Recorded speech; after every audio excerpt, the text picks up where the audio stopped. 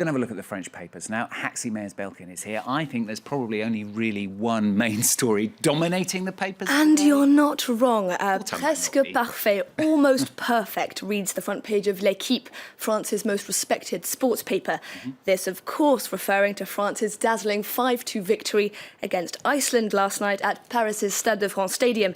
The paper boasts of an astounding offensive from Les Bleus, but it does worry that just 3 days before France comes head-to-head with Germany at the semi-finals, that the national team's defence is still somewhat lacking. Almost perfect, but not quite. Not quite perfect. I mean, Iceland, they did do exceptionally well, really, didn't they, in this tournament, especially just considering how small the country is and how few people there are. Well, it's amazing to think that 10% of the entire population of the country, in fact, went to France to watch the games.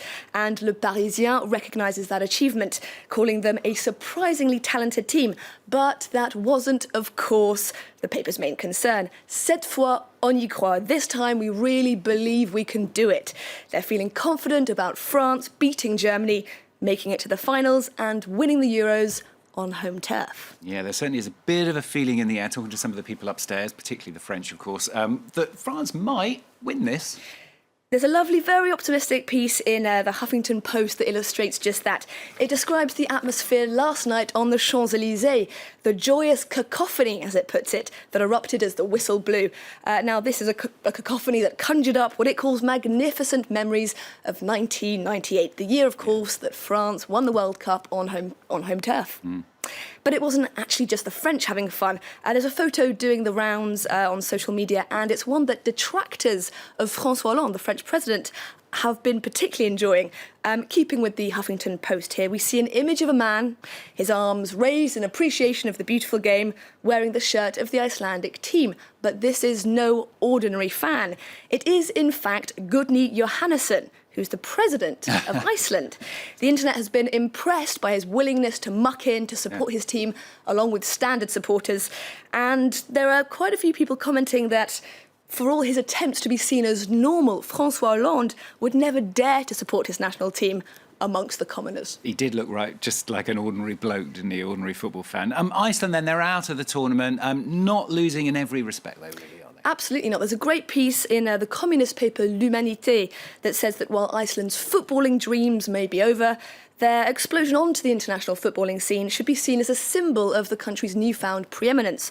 Just 8 years ago, the country was reeling from the collapse of its banks, and much more recently, its prime minister was outed as a tax dodger as part of the Panama Papers scandal. Now, Iceland jailed its corrupt bankers, they got rid of the prime minister, elected a new president, and Icelandic unemployment is now at 3.5%, and its economy is showing steady signs of growth. So this article essentially argues that that's an example to be followed by other Western democracies. Okay, well done to Iceland. Thursday's match now, then. Germany against France. It's going to be a big game and a lot of rivalry, really, between these two countries. To put it mildly, let's just take a look at Le Parisien's take on this. French football fans have been waiting for Thursday's semi-final against Germany for an eternity, or to be precise, says the paper, 30 years. The article delves straight into memories of 1982, when West Germany beat France 5-4 on penalties. Now, it's still considered to be one of the most exciting World Cup games in history, but it wasn't without controversy. When French player Patrick Battiston collided with the German goalie, he lost some teeth, injured his vertebrae, he lost consciousness. But according to the referee, no foul had occurred. So this article is saying that Thursday will be France's chance to rewrite history. Okay, we shall see. Aside from football mania, there is one other story that is dominating the French press. This is the death of Michel Rocard, the former French Prime Minister. Absolutely. Un homme moderne, a modern man, reads this obituary of Michel Rocard, Prime Minister of France, from 1988 to 1991. This is in Libération. For this left-wing paper, he was a pioneer of democratic socialism and was the inspiration to a generation of socialists.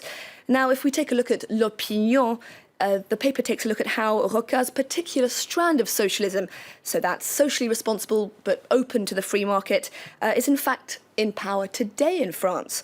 And we see here that there are three politicians that the paper considers Rocard's natural ideological heirs. We have a militant reformist, Prime Minister Manuel Valls, Finance Minister Michel Sapin, who's never afraid of ruffling a few feathers, and Emmanuel Macron, whom Rocard had publicly supported before his death. Okay. Michel Rocard, who passed away at the weekend.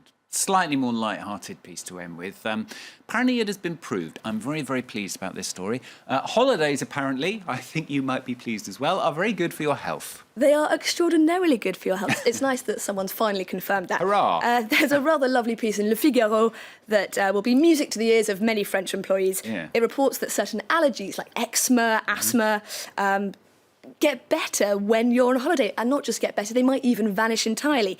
And it's not just your health, but also your happiness. You'll be pleased to hear, Stuart.